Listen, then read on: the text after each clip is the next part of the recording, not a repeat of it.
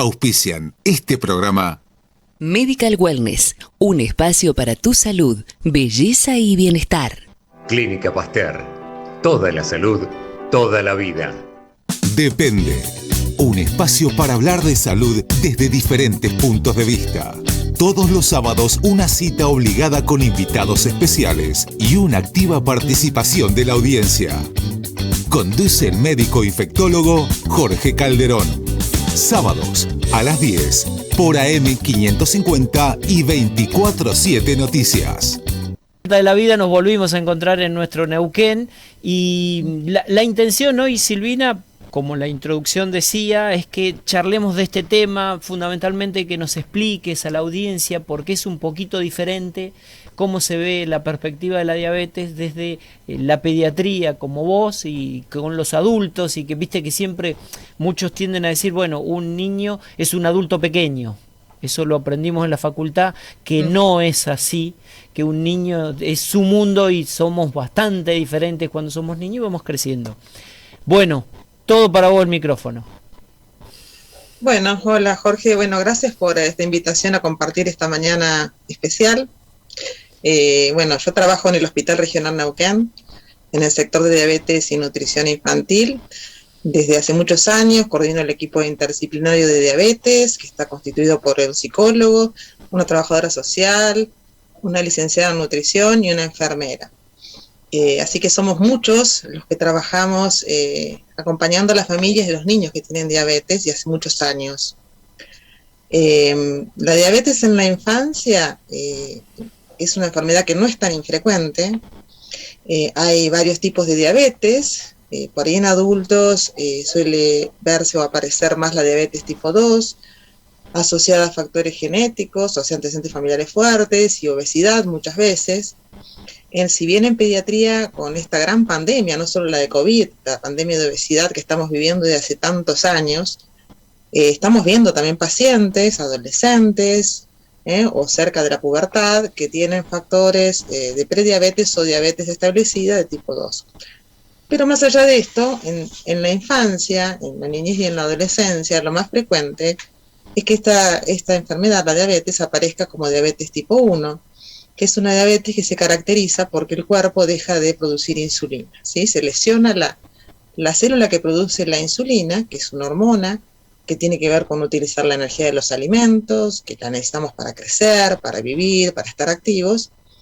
Ese lugar se lastima, no produce más insulina y hay que reemplazar la insulina de por vida, ¿sí? Y para eso es importante tener en cuenta que hay ciertos síntomas que nos pueden anunciar la aparición de diabetes. Uno de ellos a veces es que el chico adelgaza sin haber estado haciendo un plan, aunque tenga sobrepeso, incluso obesidad.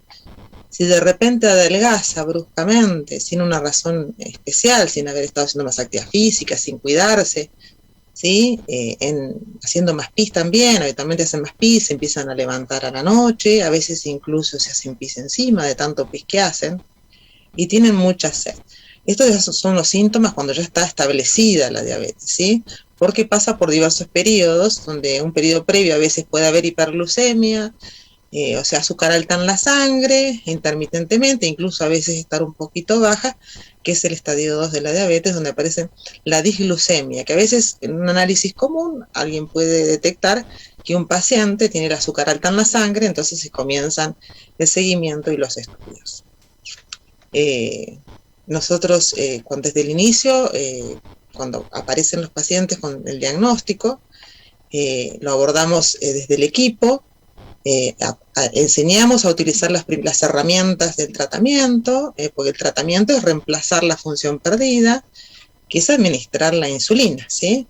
Y la insulina, acá y en todos lados, se administra subcutánea. La tecnología nos ha ido permitiendo tener instrumentos más confortables, y para poder ver o saber qué dosis de insulina se necesitan, uno necesita saber cuánta azúcar en la sangre se tiene. Entonces hay que hacerse determinaciones de glucemia capilar.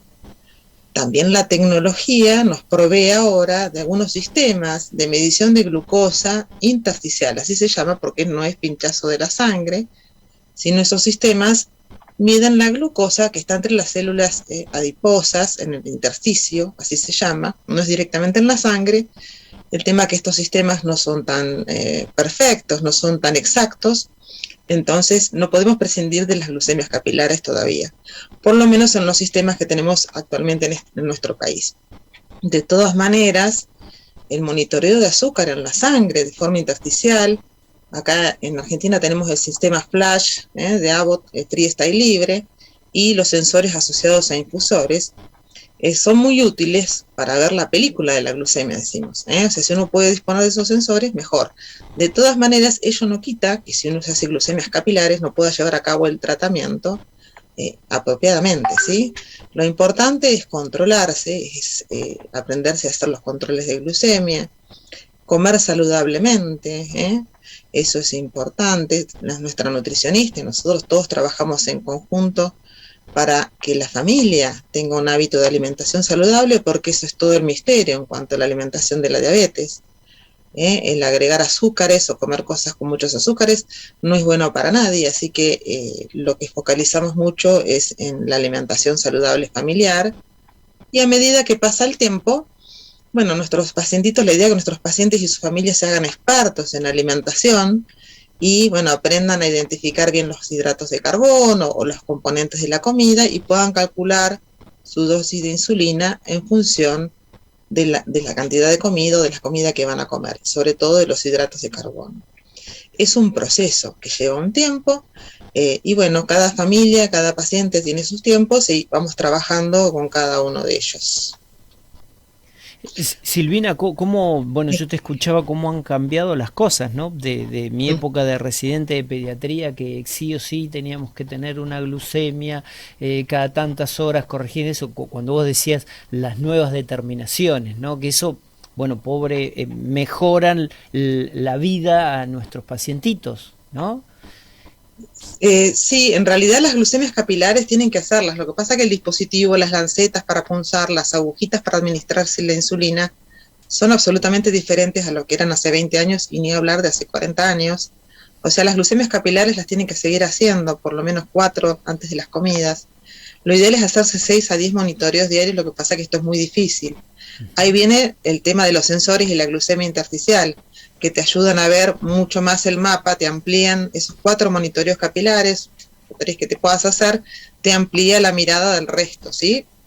El tema es la inequidad que hay en este momento y que no todas las obras sociales, por ejemplo, en nuestro sistema de salud logramos que cubrieran el sistema de este monitoreo continuo intermitente, así que nuestros pacientes pediátricos tienen las glucemias capilares y tienen los sensores, salvo aquellos que hagan alergia al pegamento, que lamentablemente hay algunos, o algún adolescente que, bueno, que por ahí intermitentemente lo quiere usar o no usar, tenemos la disponibilidad de usarlo, y no todas las obras sociales lo cubren, cosa que de a poquito se van incorporando para que realmente las posibilidades de monitoreo y de tratamiento sean iguales para todos, que no haya inequidad en esto, más que en el caso de Neuquén, Salud Pública está cubriendo todos los insumos necesarios para tratar de lograr el mejor control de la diabetes.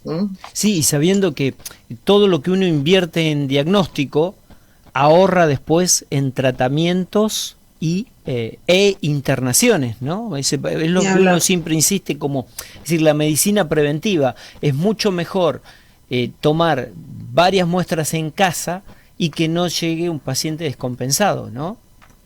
Más vale, sí, nosotros le enseñamos a los pacientes a detectar esas situaciones de descompensación, que en este caso se llama cetosis, ¿sí?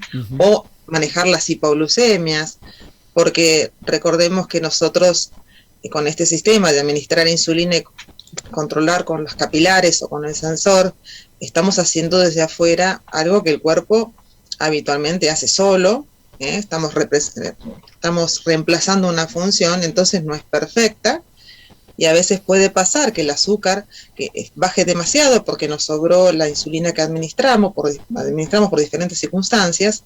Entonces, lo primero que entrenamos a los papás y a los pacientes es en manejar esas situaciones donde nos sobra insulina y el azúcar baja por debajo de lo que uno quisiera que estuviera, que es por debajo de 70.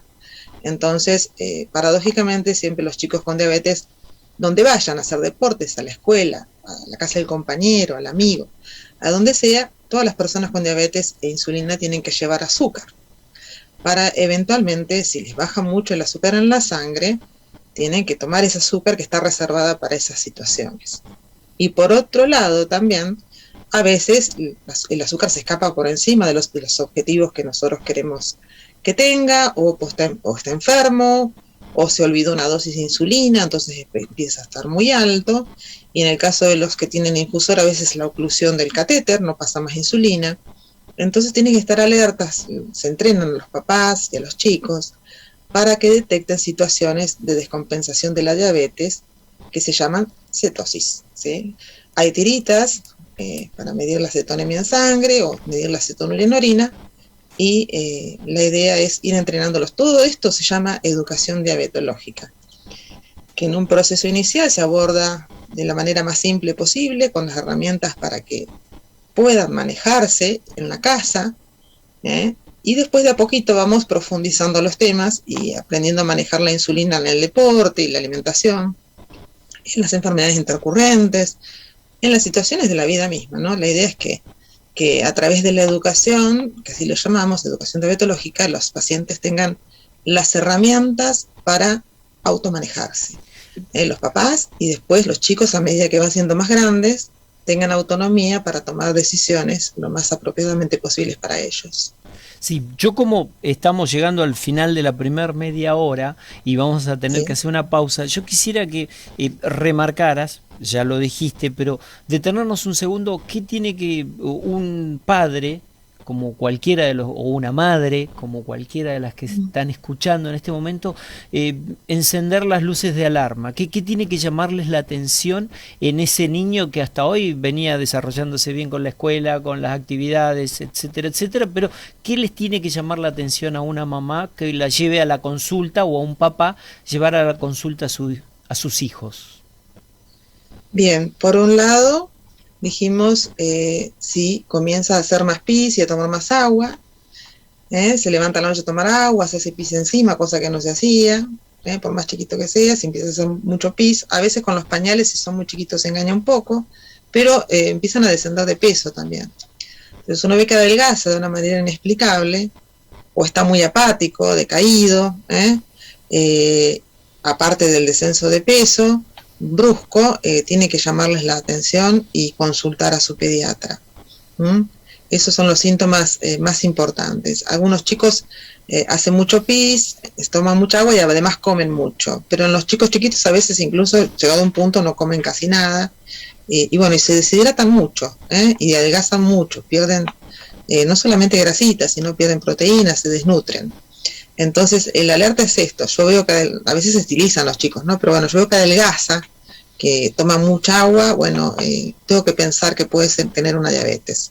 Puede no serlo, pero bueno, hay que pensar que puede tener una diabetes. En principio, llevarlo a la consulta de su pediatra, ¿sí? Que es importante y recalcar que en esta etapa de la vida debemos tener nuestro pediatra de cabecera, debemos tener nuestro centro de salud de referencia, tenemos que consultar y que él vaya, es decir, tenemos que jerarquizar la atención primaria. No hay nada mejor como la libreta de salud donde el pediatra dice, epa, ¿qué pasó acá con la curva del peso? O nos fuimos o nos caímos, ¿no? Como decimos siempre en el idioma de los pediatras, se me cayó de la curva, ¿qué pasó acá? Entonces, bueno, y ahí empezar a indagar, pero eso sin duda alguna lo hace la atención primaria, y no dejarlo librado a, bueno, al consejo de la vecina, de la tía, de la abuela, ¿no? Absolutamente. Los chicos, aunque sean mayores de 6 años, ahora se está haciendo las guías de atención de los mayores de 6 años, porque siempre, históricamente, sistemáticamente se controlaban hasta los 6 años, y después, bueno, sí, los padres los llevaban una vez al año o el pediatra les sugería, pero bueno, en realidad los chicos hay que llevarlos todos los años a control, y obviamente tiene que tener su pediatra de cabecera o su médico de cabecera, y si noto algo raro tengo que ir obviamente más veces o las veces que sean necesarias. El pediatra es indispensable hasta la adolescencia. También tenemos médicos especialistas, pediatras especialistas en adolescencia, que también pueden abordar al paciente, que pueden seguirlo de la mejor manera que existe, digamos, ¿no? Así que, bueno, ese es el consejo, tal cual, que tenga su médico de cabecera, sea pediatra, sea médico de adolescencia, y que consulten si tienen dudas. Y que cada tanto, por lo menos una vez al año, se tienen que controlar, saber cuánto pesan, cuánto miden, cómo están. Eso es medicina preventiva, como dice Jorge, y sirve para todo. Está bueno para todo, porque controlar el crecimiento de un niño es lo más valioso que podemos hacer. Es una inversión, es una inversión. Yo cada vez que digo, me hizo esperar 2 horas, doctor, perdí 1 hora. No estás perdiendo el tiempo, estamos invirtiendo porque tenemos que ver, y para que me diga que está todo bien, y bueno, buenísimo, que sigamos así. Silvina, viste, tal lo prometido, llegó la señal horaria, interrumpimos, hacemos una pausa y estamos volviendo en 5 minutos. ¿Listo? Buenísimo. Muchísimas gracias. Nos vemos. Auspician este programa Medical Wellness, un espacio para tu salud, belleza y bienestar. Clínica Pasteur. Toda la salud, toda la vida. Depende. Un espacio para hablar de salud desde diferentes puntos de vista. Todos los sábados una cita obligada con invitados especiales y una activa participación de la audiencia. Conduce el médico infectólogo Jorge Calderón.